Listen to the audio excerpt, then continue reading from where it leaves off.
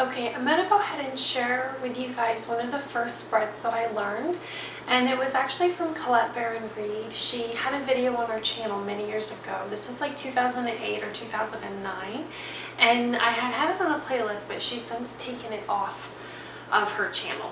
Okay, but anyway, I remember it very well. So in her reading, it was a 7-card reading, and she had 1 card here, but I ended up deciding to make it 2 spaces.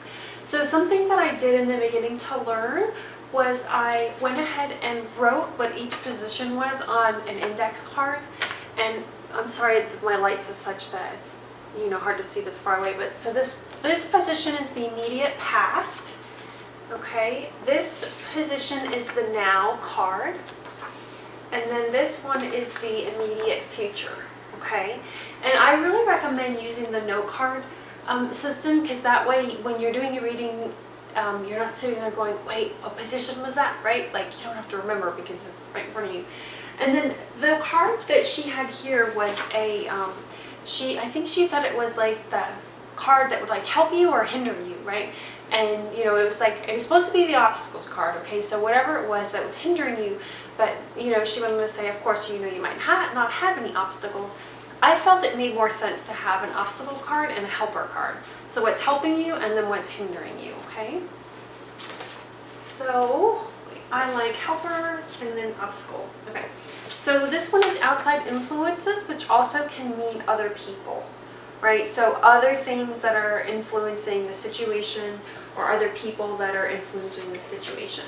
And then this one is action. So it's the action that your higher self is guiding you to take, and this is the probable outcome that you can expect to receive if you take that action. And you might be saying, but wait, there's a future card up here, so which is it?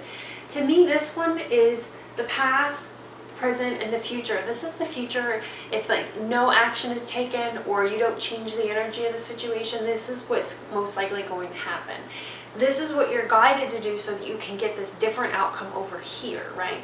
So if you don't like the way this is going over here, well, you can take this action and then go ahead and get this probable outcome, okay? So that's the way I think of this spread. And then of course, it's not just your actions, but what is helping you or hindering you in order to take that action so that you can get the probable outcome that you are looking for, okay? So to do this reading, and this is just a general spread that she had, and I liked it. I used it for a very long time. It is very similar to the Celtic Cross, which I will do a video about that. But I just like this one because I thought it was so, I felt it was really, really simple.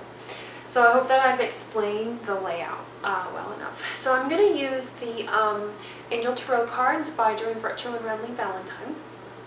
Okay, and I like these cards because they seem to, they were created with a lot of love, and I like that, right? Radley and Doreen really, they just, the archetypes, I like the archetypes, I like the energy of the cards. It feels very good to me.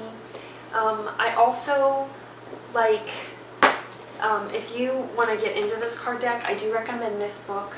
I think it's really good, especially because you can go through and meditate on each card and really allow yourself to feel the frequencies of it. And if you do take Doreen and Redley's online course, How to Do Angel Card Readings, they go into in-depth with this deck and the fairy deck too, okay? Which I really enjoyed taking that course because, I mean, anything having to do with cards, I'm like right there, right? Not that I need to take like, another course, but I enjoyed it. I really thought that it was fun. So let me move into the reading now. So what I usually do in order to know, which card goes in which space is I move my energy into this card. So I'll move my energy into the past card, and then what I want to do is find the card that energetically matches this space, right? So it's kind of like, almost like there's an invisible string between this space and whatever card matches that. Now, if you perceive that there's 2 cards that go in that space, go ahead and choose 2 cards. Like, I do that all the time. This is a very right brain activity. There's like no left brain involved in this, right? Your left brain needs to go sit in the corner and have a pina colada while you do this, right? So always go with your gut and your instinct and your intuition because it's leading you in the right direction. So as I spread the cards out in front of me, the first card that I'm drawn to is this one. Just automatically my awareness goes to this card. So this is a card that I'm going to choose for the immediate past, okay? Which is the Ace of Water. Okay? I'm going to move into the now card, and I'm just going to allow my awareness to whatever card is for the now card, which is this one. This is the first one that pops out at me. So I'm just going to trust it. And that card is the Star. Happy times, make positive, optimistic, long-term plans.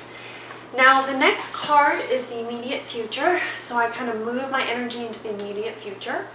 And if you're a really kinesthetic person, you can even imagine like your eyes looking out from behind this card, right? Like if you're a little person and you're right there, like just feel the energy of the immediate future. Another thing you can do is like, if you feel the energy of the immediate future, like I just asked myself, what color would the immediate future be if it was a color? The color that I'm seeing is pink, okay? So what I would, this is another way to pick cards, very intuitive, right? I would pick the card that looked pink to me. So this card looks pink. So this is the card that I would choose for the immediate future. So that's another way that you can choose a card for each position. So now we're going to go into the helper card. So I'm going to allow my awareness to move to the helper card. And if it was a color, it would be turquoise. And I'm going to ask myself which card in here is turquoise, and it's this one. Okay, which is the Two of Fire. And then the obstacle card, my awareness immediately goes to this one. Okay, so when I picked a card, this one fell out. So both of these cards are the obstacle card. Okay. So let's see, outside influences. So I'm just going to allow my awareness to move into outside influences. And when I say, oh, what color is the outside influences? It's not a like thinking thing, so you can't pick a wrong color. It's just a way for you to discern information, right? So outside influences, if that were color, what color would it be? White, I feel white. So I'll go ahead and pick the card that I notice is white, which seems to be this one. No, it's not that one, it's the one next to it. Yes, it's this one. Okay. So that is the renewal card. Now for the action card, I'm going to allow my awareness to move to the action card. And which one would that be? It's this one, which is Ace of Fire, and then probable outcome, which is this one. Okay. So just allow yourself to pick the card that feels right to you. If you find it hard to pick cards and you feel like your ego is always kind of butting in the way, something you can do is just close your eyes and pick a card, right? Like spread them out on your floor. Like I've got a towel down because I've got wood floors here. Got a towel down and I kind of spread the cards on it and just close your eyes and allow your fingers to let you know which card it is. You can't pick the wrong card, right? Just allow your awareness to move to the one that's right and then just trust, okay?